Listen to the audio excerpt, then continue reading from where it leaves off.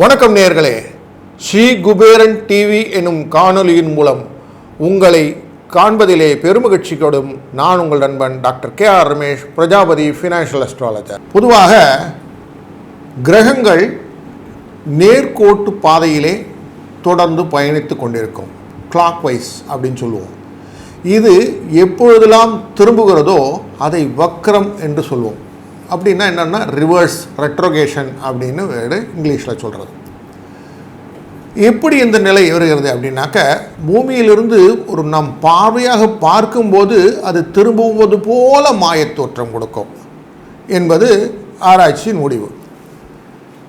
ஆனால் நமக்கு ஜோதிட அடிப்படையிலே அந்த திரும்புவதனால் வரக்கூடிய விளைவுகள் என்ன என்று பார்க்கும்போது விளைவுகள் விபரீதமாகத்தான் இருக்கிறது என்பதையும் உணர்ந்து கொள்ள விடுகிறது.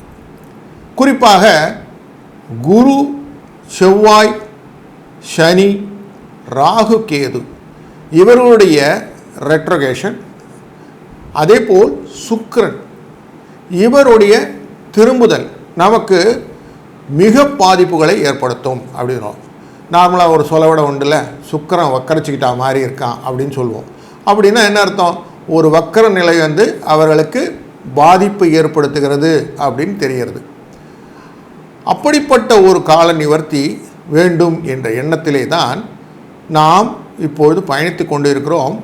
ரிஷபராசியிலே குரு வக்கரித்து வைத்திருக்கிறார்.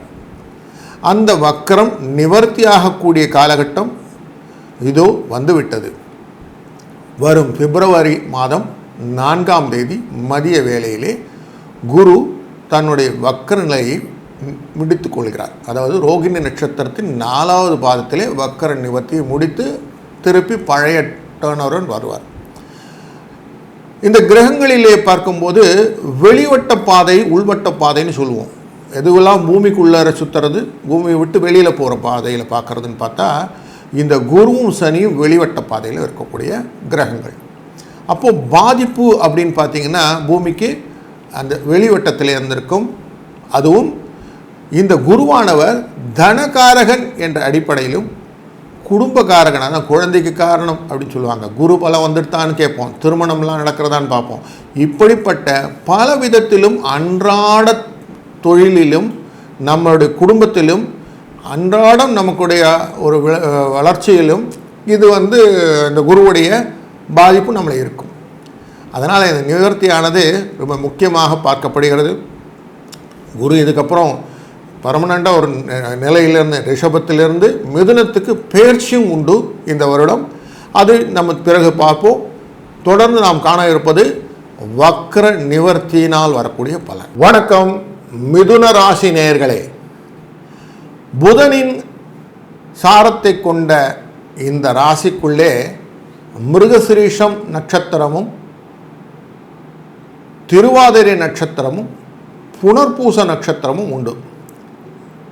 அந்த மிருகசிரீஷம்ங்கிறது செவ்வாயுடைய நட்சத்திரம், திருவாதிரைங்கிறது ராகுடைய நட்சத்திரம், புனர்பூசம்ங்கிறது குருவுடைய நட்சத்திரம். இந்த 3 நட்சத்திரத்தையும் தொடர்பு கொண்ட லக்னக்காரர்களும், இல்லை ராசி, சந்திரன் ராசின்னு சொல்லுவோம் இல்லையா, அந்த சந்திரன் இங்கே இருந்திருந்தால் இது மிதுன ராசி அப்படின்னு சொல்லுவோம். இந்த ராசி அடிப்படையிலும் வரக்கூடிய பிப்ரவரி மாதம் 5ஆம் தேதியிலிருந்து வரக்கூடிய குரு நிவர்த்தி, வக்கர நிவர்த்தி என்ற செயலினால் கிடைக்கும் பலன்களை நாம் தொடர்ந்து காண்போம். குரு இப்போ இருக்கிறது உங்களுடைய 12வது இடத்துல இருக்கிறார். அதாவது உங்கள் ராசிங்கிறது மிதுன ராசி, அதிலிருந்து ரிஷப ராசிங்கிறது 12ஆம் இடத்துல இருக்குது. அந்த ராசிக்குள்ளே இருக்கக்கூடிய குருவானவர் திரும்பி ரிவர்ஸில் போயிட்டு இருந்த ஒரு காலம் போய் நேர்கோட்டுக்கு வரக்கூடிய காலமாக இந்த பிப்ரவரி 5ஆம் தேதி நடக்க போகிறது. அப்போ என்ன ஆகும்னாக்க, உங்களுக்கு வரவேண்டிய தொகைகள் கண்ணில் அப்படியே ஆட்டங்காடுது சார், வரமாட்டேங்குது. எனக்கு கொடுக்க வேண்டிய தலைமுறையாக ஓடிப்புட்டான் சார், ஃபோன் பண்ணால் எடுக்கவே இல்லை, எங்கே இருக்கான்னே தெரியல, நோ ஹவுஸே தெரியல அப்படின்னு சொன்ன காலங்கள். வெளிநாட்டிலிருந்து வரக்கூடிய ஒரு வரவுகள் எனக்கு வரவில்லை. குழந்தைகள் எல்லாம் வெளிநாட்டுக்கு அமிச்சேன், அங்கேருந்து எனக்கு ஒன்றும் வரலை. நான் வெளிநாடு போய் பார்க்கணுன்னு பார்க்குறேன், என்னால் முடியல. இப்படி பலவிதமான சங்கடங்கள் குழந்தைகள் மூலியமாகவோ இல்லை பணத்தொடர்பு மூலியமாகவோ குடும்பத்தின் மூலியமாகவோ உங்களுக்கு இருந்த சங்கடங்கள் இப்பொழுது இந்த வக்கர நிவர்த்தியின் காலத்தை தொட்டு நீங்க போகிறது. அதிலும் உங்கள் நண்பர்கள் வட்டத்திலே உங்கள்கிட்டேருந்து காசு வாங்கிட்டு போயிட்டாங்க. எல்லோரும் கடன்லாம் வாங்கியிருக்காங்க இல்லையா உங்கள் நண்பர்கள், அவங்களாம் திருப்பி தரலை இல்லை, அதுவே உங்களுக்கு அரிக்குது. சும்மா கேட்டால் அவன் தலைமுறை ஓடி போடுறான், சும்மா பேசுனா வரான், காசுன்னு கேட்டால் திரும்பி பார்க்குறதில்ல. நம்ம காசு வேணும்னு கேட்கும்போது யாரும் வரலை, நம்ம காசு இருக்கும்போது நம்மகிட்ட வாங்கிட்டு போகிறதுக்கு எல்லோரும் வந்தாங்க. இப்படின்னு ஒரு நாளும் இதை பற்றி எண்ணி ஏங்கி நமக்கு ஒரு பெரிய ஒரு மன போராட்டத்தை கொடுத்து கொண்டிருந்த காலம் இப்பொழுது முடிவுக்கு வரப்போகிறது. ஆனாலும் இந்த குருவானவர் மே மாதம் பெயர்ச்சியாகி குரு உங்களுடைய லக்னத்துக்குள்ளேயும் ராசிக்குள்ளேயும் வரப்போகிறார். அப்பொழுது எப்படி இருக்குன்னாக்க உங்களுக்கு பணம் வரணும் அப்படிங்கிறத விட பணத்தை பற்றின தேவைகளை எண்ணங்களை எப்படி பண்ணணும் அப்படிங்கிற எண்ணம் வந்துடும். ஆனால் இப்போது பணம் வரதுக்கான எண்ணங்களையும் ஓட்டத்தையும் நீங்கள் சரிபடுத்தி கொள்வீர்கள். அதாவது எப்படி புரிஞ்சுக்கணுன்னா, 12ஆம் இடங்கிறது மறைவு ஸ்தானம். இங்கே உங்கள்கிட்ட பணம் வாங்கினா மறைந்து போயிருக்கான்னு அர்த்தம். உங்கள்கிட்ட காசு இல்லை காசை ஏமாற்றிட்டான் அப்படிங்கிற கடன் வாங்கினோருடைய லிஸ்ட்டு பெருசாக இருக்கும். அந்த கடன் எல்லாம் இப்போ உங்களுக்கு திருப்பி கிடைக்கக்கூடிய ஒரு வாய்ப்பு இந்த நிவர்த்தியின் பலனாய் கிடைக்கும்.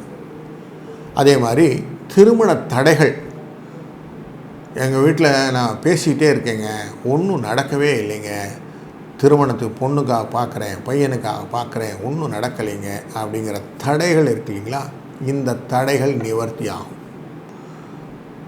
குழந்தை பேரே இல்லை, மகப்பேருக்காக நான் இங்கே போகிறேன், ஹாஸ்பிட்டல் போய் பார்க்குறேன், அந்த ஹாஸ்பிட்டல் போய் பார்க்குறேன், எதுவும் நடக்கலை அப்படிங்கிற சின்னடியாக இருக்கு இல்லையா, இதுவும் நிவர்த்தி ஆகும். அதிலும் இந்த குரு உங்களுக்கு 10ஆம் இடத்தை தொடர்பு கொண்டவர். தொழில் சம்பந்தப்பட்ட விஷயங்கள் எல்லாம் தடையில் இருக்குது. சம்பள உயர்வே இல்லை. என்னை விட ஒருத்தன் வந்தான், அவன் எங்கேயோ சம்பளம் வாங்கிட்டான், எனக்கு சம்பளமே கொடுக்கல, எனக்கு பதவி உயர்வே கிடைக்கல, நான் இந்த இடத்துல ட்ரான்ஸ்ஃபர் கேட்டேன் கிடைக்கல. இப்படி ஏகப்பட்ட இல்லைங்கிற ஒரு லிஸ்ட்டு இருக்கும் ஒர்க் பண்ணுற இடத்துல. அது மட்டும் இல்லை, அவன் அதை படிக்க சொன்னால் இதை படிக்க சொன்னால் எல்லாத்தையும் படித்ததுனால எனக்கு ஒன்றும் பிரயோஜனம் இல்லை. நான் படித்த சம்பந்தப்பட்ட வேலை இல்லாமல் படிப்பு சம்பந்தம் இல்லாத வேலைகளைத்தான் எனக்கு கொடுத்து கொண்டிருக்கிறார்கள். இப்படி ஒரு புலம்பல் இருக்கு இல்லையா, இந்த புலம்பலுக்கு ஒரு ஆன்சர் இதோ வந்துடுச்சு. உங்களுக்கு ஒரு ஊதிய உயர்வு கிடைப்பதற்கு, ஒரு பொசிஷன் நல்லா கிடைப்பதற்கு, இடம் மாறுதல் கிடைப்பதற்கு, புதுசாக ஒரு வேலைக்கு ட்ரை பண்ணுறதுன்னா இந்த காலத்துக்கு அப்புறம் ட்ரை பண்ணுங்கள். அதுவும் உங்களுக்கு பாசிட்டிவ் வைப்பை தான் கொடுக்கும். வேலை பலு குறைய ஆரம்பிக்கும்.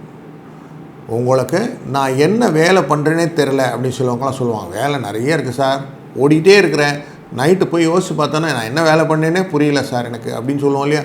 இந்த விஷயங்கள் எல்லாம் உங்களை விட்டு நீங்க ஆரம்பிக்கும். உங்களுடைய உடல் நலத்திலே கொஞ்சம் கவனம் செலுத்தி கொள்ளுங்கள்.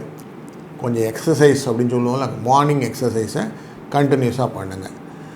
அப்படி பண்ணலைன்னா என்ன ஆகும்னாக்க உங்களுக்கு வயிறு தொடர்பான தொந்தரவுகள், கால் தொந்தரவுகள், காஃப் மசில்னு சொல்லுவோம்ல, அது பிடிச்சுக்கொள்ளும், இதெல்லாம் வரும். அதனால் கொஞ்சம் அதை பார்த்துக்கிடுங்க. பரிகாரங்களாக எதனா உண்டுங்களா அப்படின்னு கேட்டிங்கன்னா ஆமாம் உண்டு. பக்கத்தில் எதனா கோசாலைகள் அப்படின்னு பசுமாடுகள்லாம் கட்டி வச்சுருக்கிற இடங்கள்லாம் இருந்ததுன்னா போங்க, நல்லா வாழைப்பழம்லாம் வாங்கிட்டு போயிட்டு அதுங்களுக்கு கொடுங்க.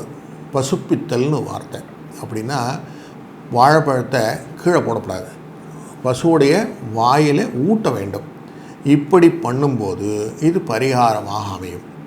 அதே போல் நீங்கள் பேனா பென்சில் அப்படி இருக்கு இல்லையா, இந்த உபகரணங்கள் எல்லாம் வாங்கி குழந்தைகளுக்கு டிஸ்ட்ரிபியூட் பண்ணுங்கள். உங்களுக்கு தெரிஞ்சு எதனா இன்ஸ்டியூஷன்ஸில் இருக்கிறவங்களோ இல்லை பக்கத்து வீட்டில் இருக்கிற குழந்தைகளுக்கோ கூட நீங்கள் எல்லா நாட்களுமே முடிந்தவரை இந்த பேனா பென்சில் எல்லாம் கொடுக்க ஆரம்பிப்பீங்க. இதெல்லாம் செய்யறது என்னென்னா, இதெல்லாம் சின்ன சின்ன பரிகாரங்கள் தான், ஆனால் இதனுடைய சூட்சும விளைவுகள் எல்லாம் உங்களுக்கு நல்லதாக அமையும். அதனால் இதை செய்தீர்களானால் உங்களுக்கு நல்ல ஒரு பெனிஃபிட் கிடைக்கும். அதுலேயும் புனர்பூச நட்சத்திரத்திலே குரு தன்னுடைய சாரத்தை வைத்திருக்கிறார். அதாவது குருவுடைய நட்சத்திரம் எதுன்னு கேட்டிங்கன்னா, புனர்பூசம் நட்சத்திரம், விசாக நட்சத்திரம், பூரட்டாதி நட்சத்திரம், 3 நட்சத்திரம் இருக்கும். அதில் புனர்பூச நட்சத்திரத்துக்காரர் தான் நீங்கள் மிதுனத்தில் உட்காந்துருக்கீங்க. அப்போது உங்களுக்கு குரு உங்களோடையே இருக்கார். அப்போ எப்பயுமே கிளாஸில் போய் பார்த்தீங்கன்னா, ஸ்கூலில் நமக்கு டீச்சர் அங்கே இருந்தாங்கன்னா என்ன ஆகும், கிளாஸ் அமைதியாக இருக்கும்.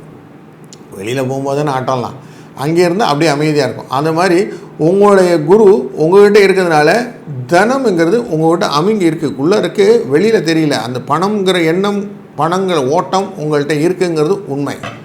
ஆனால் அதை வெளியில் தெரிய வைக்கக்கூடிய காலகட்டங்கள் வரும். எப்போ வரும்? இந்த குரு மிருகசிரீஷம் அப்படிங்கிற நட்சத்திரத்தை தொடும்போது உங்களுக்கு தைரியம் வரும். சரி, பணத்தை வச்சு எதனா தொழில் தொடங்கலாம், புதுசாக எதனா வியாபாரத்தில் இறங்கலாம், அப்புறம் கடையை விரிவுபடுத்தி கொள்ளலாம், அப்படிலாம் எண்ணம் வரும். இந்த எண்ணங்கள் எல்லாம் நிதானித்து பிளான் பண்ணி ஒரு தடவைக்கு 4 தடவை அனுபவமாக இருக்கக்கூடிய ஒரு பெரியவரிடம் கேட்டு வைத்து கொண்டு நீங்கள் செய்தீர்களானால் இந்த குரு நிவர்த்தியானது உங்கள் வாழ்க்கை தரத்தை மாற்றி ஒரு நல்ல பாதைக்கு மாற்றிவிடும். அது மட்டும் இல்லை, இந்த குருவானவர் உங்களுக்கு ஒரு வசதியும் வாய்ப்பையும் அளிக்கவிருக்கிறார் என்ற ஒரு நல்ல செய்தியுடன் வாழ்க வளத்துடன். ஸ்ரீ குபேரன் டிவியை பார்த்தமைக்கு நன்றிகள். மேலும் இது போன்ற தகவல்களை தெரிந்து கொள்ள ஸ்ரீ குபேரன் டிவியை சப்ஸ்கிரைப் செய்யுங்கள். மறக்காமல் பெல் ஐக்கானை கிளிக் செய்யுங்கள்.